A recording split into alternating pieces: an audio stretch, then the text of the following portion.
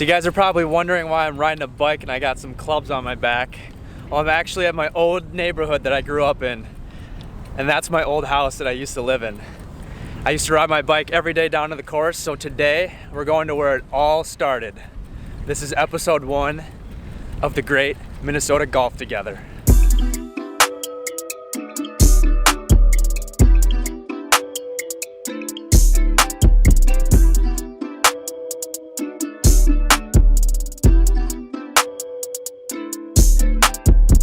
Welcome to episode 1 of the Great Minnesota Golf Together. And I'm at the course where it all started for me. This is where Dylan Klein, the golfer, was born. We're at Cedar Creek in Albertville, Minnesota. I used to ride my bike down to the course every single day as a kid for like 6 years. It's all I did. It was riding my bike down to the course, hiding it in the bushes, and then hopping on and playing like 3 or 4 holes. And I did that for about 4, 5, 6 years. So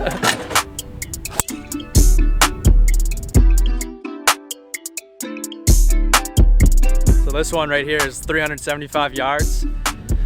There's out of bounds left, and there's a pond up there on the right that I've probably put like 700 golf balls in over the years. But I didn't come here to lay up and hit iron off the tee, so I'm always gonna hit driver. We'll take what we can get.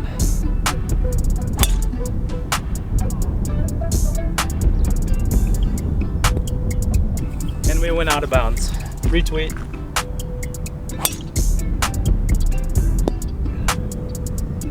Another one, OB. And that's how you go through a brand new sleeve of Pro Vs. 2 out of bounds on the second hole, so that equals an 8. That's a quadruple bogey. We'll get it back though. You thought wrong if I was hitting iron off the tee and going driver again. Trying to make up for the last one.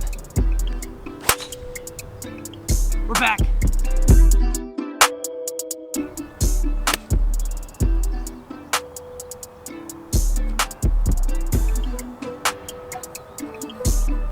So bad.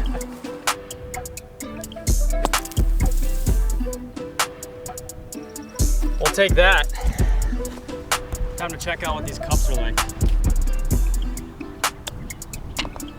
Every course is a little different. They kind of have their own cups for the COVID-19. You don't want to touch the flag stick, so they have these cups where the ball just goes in just like that. Pretty neat. Also, since there's no rakes, make sure you fix your little mess you made with your feet. There's no rakes in any bunkers in the state because it's a point of contact, so do your best for the golfers behind you and rake the bunkers with your feet.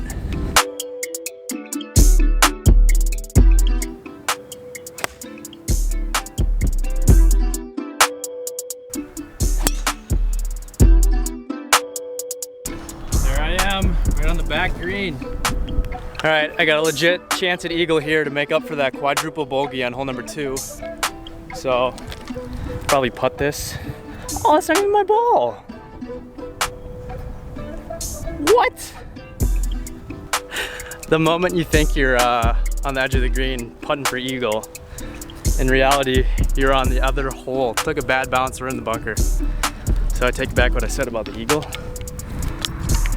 How's that?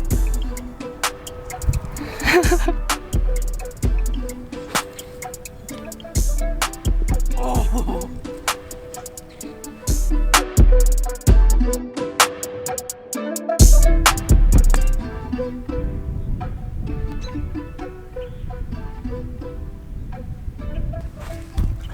All right, so real quick on this par 3, I've seen 2 hole-in-ones.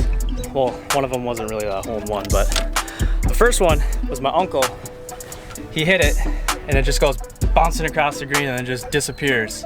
And we're like, holy, it's a hole-in-one. And it was a hole-in-one. The second time is when I came out here by myself one night. This was part of the loop that I would play. And I hit a bad shot and I put it up into that pond up there. I dropped another ball, teed it up, and I knocked that one in for a 3. So not a hole-in-one, but did put one in on one shot, so funny little story.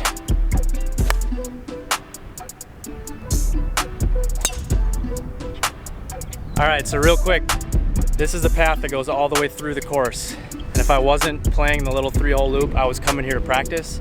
So I'd ride my bike all the way up here and I would park my bike up against this tree every single day. And I would just spend all my time just chipping here for like hours a day. Wouldn't even play, just chip and putt.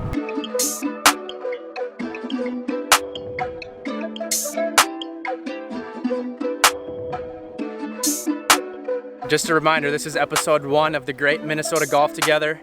I'm traveling all around the state of Minnesota for the month of May. I'm gonna put out as much golf content as I can, as many videos as I can. So make sure you subscribe, make sure you know when these videos drop, all right?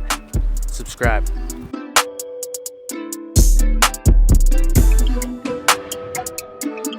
So I actually won my first junior tournament here at Cedar Creek. It was in the summer and it was the 13 to 14 year olds. I ended up winning because I was the only 13 and 14 year old in the entire league. So I won by default. They wrote my name on the scoreboard, just said 13, 14 year olds. Dylan Klein, first place, only name on the leaderboard.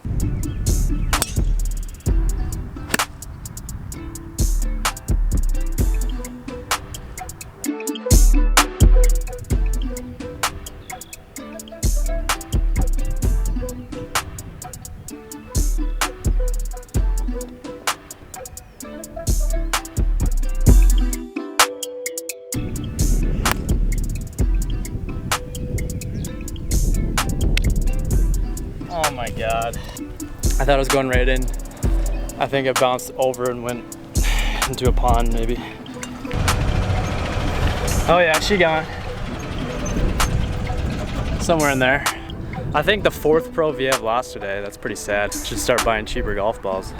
Seriously, right now with the whole Corona stuff going on, golf has got to be like the best thing to do to social distance. So that's what we're doing all month long for the Great Minnesota Golf Together. Get out, play your local golf course. That's what I'm doing. Support your local business. They're a business, so get out and play some golf.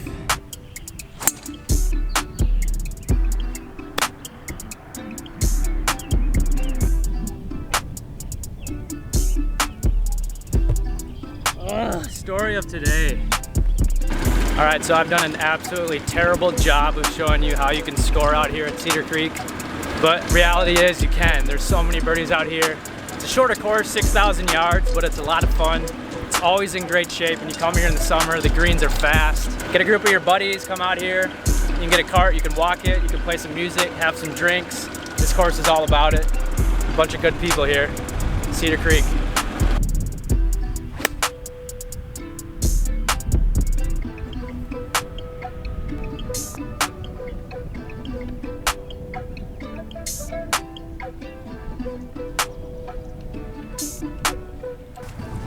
All right, that's all she wrote.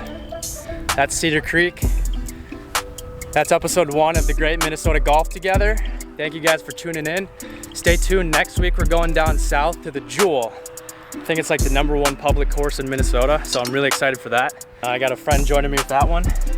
And again, we're just gonna be putting out as much golf content as we can for the month of May in the state of Minnesota. I'm playing as many courses as I can, showing you guys some of my favorite spots. So stay tuned, make sure you're subscribed. Thanks, guys. All right, so I'm at the course now. I just came from the street.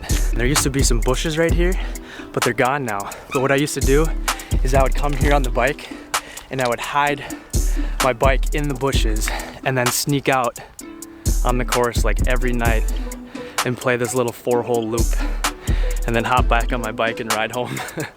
That was how Dylan the golfer was made.